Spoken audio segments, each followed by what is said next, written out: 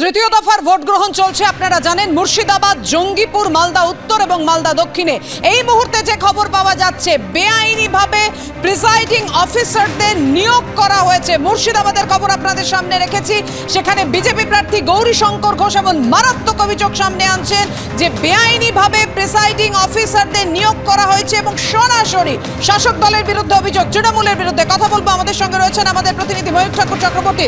ময়ূখ, ঠিক কি অভিযোগ, কিসের ভিত্তিতে এমন অভিযোগ করছেন বিজেপি প্রার্থী গৌরীশঙ্কর ঘোষ?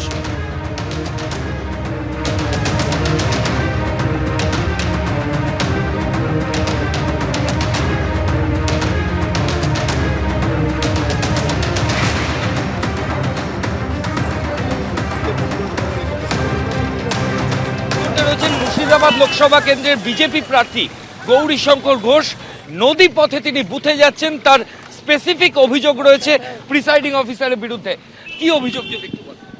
দেখুন, আমাদের মুর্শিদাবাদ বিধানসভা কেন্দ্রের 64 নম্বর বুথ রায়বুত সিং হাই স্কুল, সেই স্কুলের হেডমিস্ট্রেস নিজের স্কুলে প্রিসাইডিং অফিসার। এছাড়াও আরও একজন রয়েছেন যার বাড়ি ওই এলাকায়, যে স্কুলের প্রধান শিক্ষিকা সেই স্কুলেই প্রিসাইডিং। এটা তো হতে পারে না, আমরা বারবার কমপ্লেন করছি, কিন্তু এখন পর্যন্ত কোনো স্টেপ নেয়নি। না পুলিশ অবজারভার নিচ্ছে, না আরও নিচ্ছে, কেউ স্টেপ নেয়নি। আমরা যাচ্ছি, আমাদের কার্যকর্তাদের নিয়ে দরকার হলে আমরা সেখানে বিক্ষোভ প্রদর্শন করব, কারণ এটা ঘটতে পারে না, এটা হতে পারে না। অবৈধভাবে একজনকে সেখানে ভোট কর্মী হিসাবে ঢুকিয়ে রাখবে, যিনি ভোটারদের প্রভাবিত করবেন, সেই স্কুলের হেডমিস্ট্রেস, তার বিরুদ্ধে আমরা বারবার অবজেকশন জানিয়েছি। আমরা যাচ্ছি এখন। মুর্শিদাবাদ লোকসভা কেন্দ্রে বেশ কিছু জায়গায় বোমাবাজির খবর পাওয়া যাচ্ছে। দেখুন, ডোমকল, রানীনগর, ভগবানগোলার বেশ কিছু জায়গায় তারা ভয় দেখাচ্ছে, কোথাও ফায়ারিং করছে, কোথাও বোমা উদ্ধার হচ্ছে, কোথাও বোমিং হচ্ছে। এই ঘটনা প্রতি বছর ঘটে।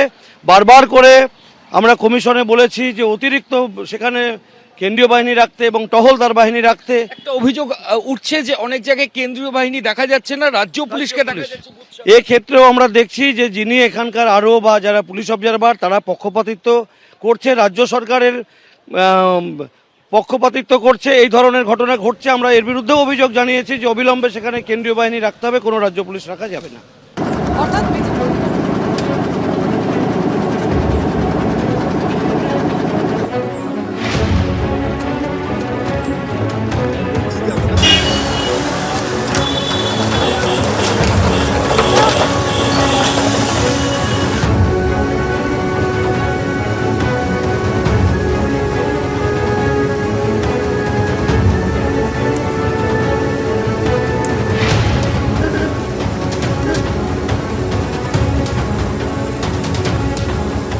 কি বলেছেন প্রিসাইডিং অফিসার তার বিরুদ্ধে ওঠা অভিযোগ নিয়ে, দেখুন।